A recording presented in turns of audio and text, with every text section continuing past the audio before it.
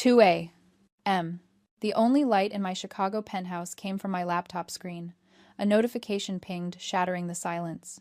Subject: urgent personnel. Request. Sender: James Miller. My father. He thought he was emailing T.J. Sterling, the faceless venture capitalist who just acquired his failing logistics company. He had no idea he was writing to the daughter he threw out like garbage 5 years ago. I clicked open. It wasn't a resume. It was a plea. "I need to keep my salary," he wrote, "to cover the debts left behind by my thief of a daughter who abandoned her family." My pulse didn't even spike. In my line of work, panic is just inefficiency. I leaned back in my leather chair and stared at the lie. He wanted mercy. I would give him an audit. Drop a comment and let me know where you're listening from and what time it is for you right now. I'd love to know who's part of our community. I closed my eyes and the hum of the server room in my Chicago office faded. Suddenly, I was back in Ohio. The air smelled of stale beer and lemon pledge. It was 5 years ago, my 18th birthday. I hadn't expected a car or a party. I knew my place in the Miller household hierarchy. But I had expected a cake, maybe a card. Instead, I got a black hefty trash bag tossed at my feet. My father James stood in the doorway of my bedroom, his arms crossed over his chest. "You're 18, he said. His voice wasn't angry, it was bored. It was the tone of a man taking out the recycling. Legal adult. My obligation ends today. He reached into his pocket and pulled out a wad of crumpled bills. He counted them out into my hand. 2 5s, 2 1s, $12. "Bus fare to the city," he said. "Victoria needs this room. She's starting a YouTube channel and she needs the natural light." I looked past him. My mother Jessica was in the kitchen. She was scrubbing a pot that was already clean. She scrubbed so hard her knuckles were white. She heard every word. She didn't turn around. She didn't say, "James, stop." She just kept scrubbing, washing her hands of me. Victoria was leaning against the hallway wall, scrolling on her phone, already mentally measuring the space for her ring light. I didn't scream. I didn't beg. I didn't ask where I was supposed to go with $12 and a high school diploma. I realized then that our relationship wasn't familial, it was transactional. And in his ledger, I was a depreciating asset. I was taking up square footage that could be invested in the golden child. I packed the bag. It took 10 minutes. I owned 3 pairs of jeans, 5 shirts, and a laptop I'd bought with money from cleaning neighbors' gutters. I walked out the front door without looking back. The door clicked shut behind me, and the sound was final. It was the sound of a contract expiring. Sitting in my corner office, 5 years later, looking at the city lights sprawling beneath me, I realized something terrifying. If James had been a better father, I would be a nobody. If he had let me stay, if he had given me a cake and a hug, I would have stayed in that town. I would have gotten a job at the local grocery store. I would have married a boy from high school and lived a small, suffocating life, grateful for scraps of affection. His cruelty was a gift. He didn't just kick me out of his house. He kicked me out of the cage. He forced me to become a predator in a world of prey because I had no safety net to catch me. He gave me $12 and I used it to buy my freedom. Now, staring at his desperate email, I knew one thing for certain.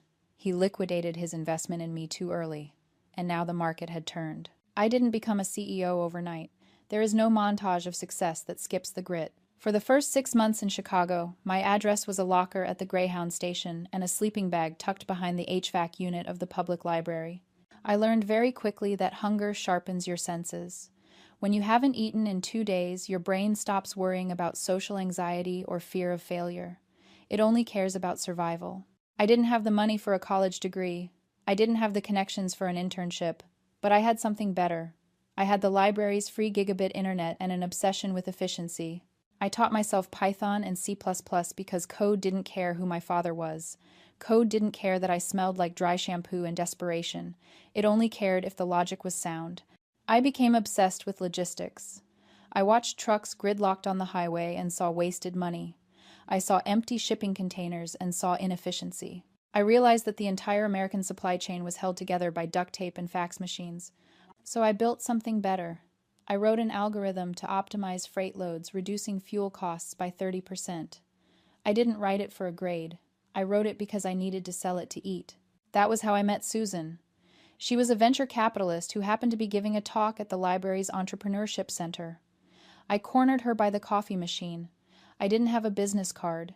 I had a crumpled printout of my code and eyes that hadn't slept in 30 hours. She didn't call security. She looked at my code, then she looked at my shoes worn through at the soles, and she smiled. "You're hungry," she said. "I like hungry. People with full bellies don't disrupt industries." Susan wrote me a check for $50,000 that afternoon. That was the seed for Vortex Chain. For the next 4 years, I ceased to be a human being. I became a machine. I worked 20 hours a day. I hired engineers who were smarter than me. I slept in the office. I didn't date. I didn't make friends. I poured every ounce of my trauma into the company. If I stopped moving, the memories of that night on the porch would catch up to me, so I ran.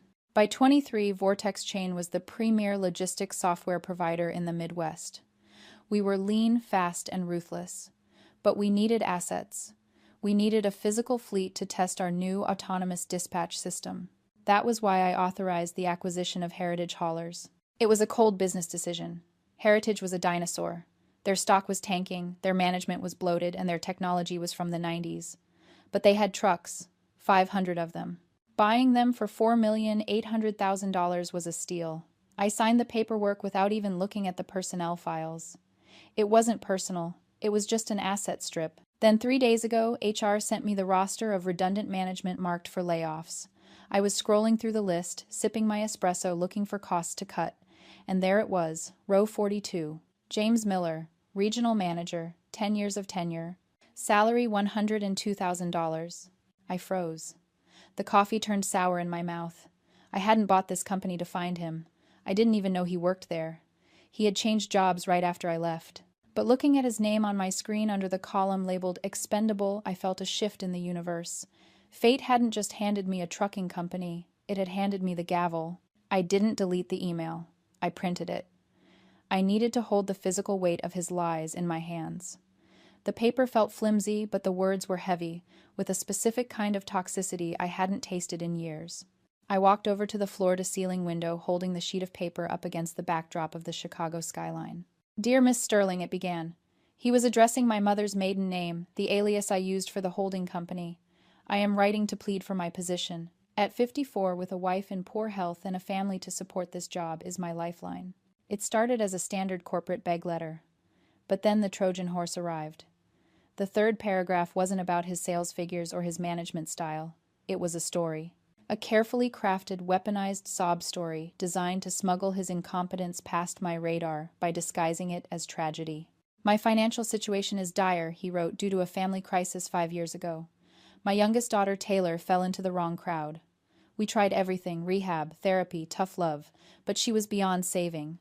On her 18th birthday, she broke into our safe and stole $5,000 in cash before running away. That money was our nest egg. The emotional and financial devastation she left behind broke my wife, and we have been struggling to pay off the debts she caused ever since."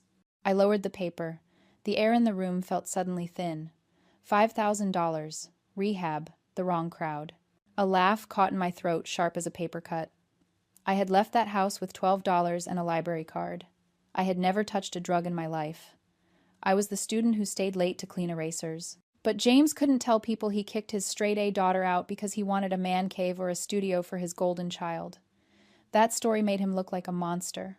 So he rewrote the script. He turned me into a villain so he could play the martyr. For 5 years, while I was starving in libraries and building algorithms, he was at neighborhood barbecues, garnering sympathy as the poor, devoted father of a thief. He had monetized my absence. He had built his social standing on the grave of my reputation. This email wasn't just a lie. It was a strategic asset. He was banking on the empathy of a female CEO. He thought Miss Sterling would read this, feel a pang of maternal instinct, and keep him on the payroll out of pity. It was manipulative. It was grotesque. And it was the final nail in his coffin. Any lingering hesitation I had, any tiny biological instinct whispering that maybe I should just reassign him to a different department, evaporated. He wasn't just a bad father. He was a liability. A man who could fabricate a felony to cover his own mediocrity was a danger to my company. If he lied about his daughter to save his job, what was he lying about in his ledgers? The distance from the window to my desk felt like crossing a courtroom. I didn't type a furious rebuttal. I didn't reveal myself. Not yet. I needed him to walk into the trap willingly. I opened my calendar and sent a single invite. "Mr. Miller," I typed, "your personnel review is scheduled for 9:00 a.m. tomorrow via Zoom. Attendance is mandatory. Prepare your financial reports. I hit send. The trap was set. He thought he was fighting for his salary. He didn't know he was about to face the plaintiff, the judge, and the executioner all wearing the same face. I didn't sleep that night. Not because I was nervous, but because I was preparing. I treated the upcoming meeting with James Miller not as a family reunion, but as a hostile audit. I didn't rely on his incompetence alone. I knew men like him. They survived in corporate structures by being mediocre enough to avoid firing, but loud enough to claim credit. I needed more than mediocrity. I needed cause. I summoned my CFO at 4 a.m. Pull the expense reports for the Midwest region, I told him. Specifically anything approved by James Miller in the last 36 months. Look for irregularities in travel, client entertainment, and petty cash. By 7 a.m. The report was on my desk. It was an autopsy of petty corruption. It wasn't a massive heist. It was a slow bleed. A client dinner at a steakhouse on a Tuesday when the client was verified to be in London. Office supplies purchased from a vendor that turned out to be a Shell LLC registered to his home address. And the gas. The mileage reimbursements were astronomical. He was claiming to drive 4,000 miles a month for a job that was largely desk-bound. I did the math. $12,400 in fraudulent gas claims alone over 3 years. It was pathetic. It was small. But it was theft. He was stealing from the company to subsidize the lifestyle he pretended to afford, likely to pay for Victoria's influencer wardrobe or his own delusions of grandeur. At 8:30 a.m., I went into my private bathroom and changed. I put on my power armor, a structured white blazer that cost more than the car he bought Victoria. I pulled my hair back into a tight chignon. I applied lipstick, a shade of red that was bold, unapologetic. I looked in the mirror. The frightened girl with the trash bag was gone. In her place was a woman who could buy and sell his entire world. I walked into the conference room. It was a glass box floating in the sky. I sat at the head of the table alone. I placed the printed email on my left, the audit report on my right. I opened my laptop and logged into Zoom. I disabled my camera. I wanted him to speak to the void first. I wanted him to be uncomfortable. I wanted him to sweat. At 8:59 a.m., the notification popped up. James Miller has entered the waiting room. I took a sip of water. I didn't let him in immediately. I let him wait for 2 minutes. Let him check his connection. Let him adjust his tie. Let him worry. At 9:02 a.m., I clicked admit. "Good morning, Mr. Miller," I said. My voice was calm, professional, and stripped of any familiar cadence. I didn't say, "Hello, Dad." I didn't give him a hint. "Good morning, Miss Sterling," his voice cracked slightly. "Thank you so much for meeting with me. I apologize for the delay. My internet is a bit slow out here." "Let's begin," I said. "I have your email in front of me. It paints a very vivid picture." "Yes, well," he chuckled nervously. "I believe in transparency. I wanted you to understand the unique pressures I am under." "We will get to the pressures," I said. "But first, let's talk about the numbers." The screen flickered, and suddenly there he was, James Miller, my father. He was sitting at the kitchen table, the same chipped oak table where I used to do my homework, the same table where he sat drinking beer while I scrubbed the floor around his feet. He looked older.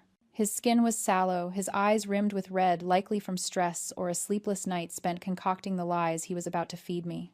He was wearing a dress shirt that was tight around the neck, sweating under the harsh fluorescent light of the kitchen. I kept my camera off.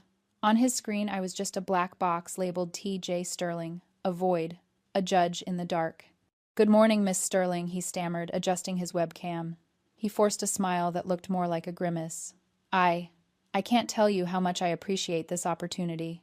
I know the acquisition has been chaotic, but I want to assure you that I am fully committed to the new vision." "Proceed, Mr. Miller," I said. My voice was calm, detached. I didn't modulate it, but the sterile quality of the Zoom audio stripped away the familiarity. He launched into his rehearsed speech. He talked about his decades of experience and his loyalty. But I could see his eyes darting around the room. He wasn't focused. He was desperate. He was waiting for the right moment to deploy his shield. "I also wanted to address the personal note in my email," he said, lowering his voice to a conspiratorial whisper. "I know it's unorthodox, but my situation is unique. My wife and I are victims of a severe domestic betrayal. Our youngest daughter—" He paused for effect, looking down as if overcome with emotion. She was a troubled girl. Addiction is a terrible thing. When she left, she didn't just break our hearts. She emptied our safe. $5,000. It devastated us. I leaned into my microphone. $5,000, I repeated. You filed a police report, I assume. James flinched. He hadn't expected a follow-up. Well, no. We didn't want to ruin her life. We bore the burden ourselves. That's the kind of people we are. You bore the burden, I said flatly. That is very noble. But I'm looking at a different set of numbers, Mr. Miller, and they tell a different story about who is burdening whom. I hit the share screen button. The audit report filled his view. Highlighted in neon yellow were the mileage discrepancies. According to this, I said you have claimed reimbursement for 48,000 miles over the last 3 years. That is an average of 43 miles a day every single day, including weekends and holidays. For a regional manager whose territory is a single warehouse district. James squinted at the screen. His mouth opened and closed. I visit clients. I'm very hands-on. We checked the client logs, James, I cut in, dropping the mister. You haven't had an off-site meeting since 2019. This is $12,400 in fraudulent claims. You weren't driving to clients. You were padding your paycheck. This is a misunderstanding. His voice pitched up, defensive and shrill. Clerical errors. My assistant must have logged it wrong. I can explain. There's nothing to explain. It's theft. He went silent. He stared at the black box on his screen. I could see the gears turning in his head, the cognitive dissonance firing on all cylinders. His brain was rejecting the reality. He was the victim. He was the good father. He couldn't be the thief. The voice coming from his speaker sounded familiar, a ghost of a tone he hadn't heard in 5 years, but he shoved that recognition down deep. Because if he acknowledged it, if he let himself realize who was holding the magnifying glass, his entire world would shatter. So he clung to his delusion. You don't understand, he hissed, anger replacing fear. I am a good man. I have been through hell. My daughter. Stop talking about your daughter, I commanded. Why? He snapped. What do you know about it? You're just some corporate suit in a glass tower. You don't know what it's like to be betrayed by your own blood. I think I said, reaching for the camera button. I know exactly what that feels like. I clicked the camera icon. My image flooded his screen. High definition perfectly framed the Chicago skyline gleaming behind me. I wasn't the teenager in a hoodie anymore. I was the woman who signed his paychecks. Hello, Dad. James froze. His eyes bulged. He leaned closer to his laptop screen, his breath fogging the camera lens on his end. Taylor. It came out as a wheeze. What is this? Why are you? Where are you? I'm in my office, James, I said. The CEO's office. Vortex Chain is my company. No, he whispered. He shook his head violently. No. You're a waitress. Or a junkie. You can't be. This isn't possible. It's entirely possible. I bought Heritage Haulers last week, and I just read your email. Taylor. He stood up so fast his chair toppled over. Panic replaced confusion. Baby girl, I knew it. I knew you'd make something of yourself. I told everyone. Ask your mother. He turned away from the screen, screaming toward the living room. Jessica Victoria, get in here. It's Taylor. She's rich. She's the boss. He looked back at me, a grotesque smile plastered on his face. This is amazing. We can keep it in the family now. I can be your VP of operations. I know this business inside out. And Victoria, she needs a break. Stop, I said. My voice wasn't loud, but it cut through his babble like a knife. You're fired. The smile faltered. What? You are fired. For embezzlement. For incompetence. And for lying to a corporate officer. You can't do that. His face turned a mottled purple. I'm your father. I raised you. You housed me, I corrected, until I was 18. Then you gave me $12 and a trash bag. Remember. That was tough love. I was teaching you resilience. Look at you now. It worked. It worked in spite of you, not because of you. And speaking of housing, I picked up a file from my desk. I reviewed the company's assets. The house you're sitting in right now. It's collateral on a company loan you took out 5 years ago. A loan you never paid back. James went white. How? How do you know about that? I own the company now, Dad, which means I own the debt, and I'm calling it in. You can't, he choked out. That's our home. It's a company asset, and since you're no longer an employee, you have 30 days to vacate. Taylor, please, my mother Jessica burst into the frame. She looked older, tired. She shoved James aside and pressed her face to the camera. Taylor, honey, don't do this. We're your family. We love you. I looked at her. The woman who scrubbed a pot while I packed my life into a trash bag. Do you have $12, Jessica? I asked. She blinked, tears streaming down her face. What? Do you have $12? Because that's enough for a bus ticket. It was enough for me. It should be enough for you. Taylor, goodbye. I ended the call. The screen went black. The screen went black and the silence in my office was deafening. I sat there for a long moment waiting for the crash. Waiting for the guilt, the regret, the overwhelming sadness that everyone says you're supposed to feel when you cut off your family. But there was nothing. Just the hum of the air conditioning and the distant murmur of the city below. I picked up my wallet. It was a sleek black leather designer piece, a far cry from the Velcro one I had as a teenager. I opened the hidden compartment in the back. Folded into a tiny square, worn soft at the edges, was a single dollar bill. The last remaining soldier from the $12 James gave me. I had kept it for 5 years. I had carried it through homeless shelters, libraries, and boardrooms. It was my talisman, my reminder of exactly what I was worth to him. I unfolded it. The paper was thin, fragile. George Washington looked tired. I stood up and walked over to the shredder in the corner of my office. I fed the bill into the slot. The machine whirred a sharp, decisive sound, and the dollar disappeared, turning into confetti in the bin below. It was done. I didn't need the reminder anymore. I didn't need the anger to fuel me. I had built an empire on spite, yes, but now I would run it on ambition. I would run it on my own terms. I walked back to my desk and pressed the intercom button. Sarah. Yes, Miss Sterling. Tell legal to proceed with the property seizure in Ohio, and block any further calls from the Miller family. Understood. I sat down and opened my laptop. There were emails to answer, contracts to review, a logistics network to optimize. My father was right about one thing. I was a machine. But he forgot that machines don't feel pain. They just work, and I had a lot of work to do. If you've ever had to cut ties to save yourself, share your story below. You are not alone.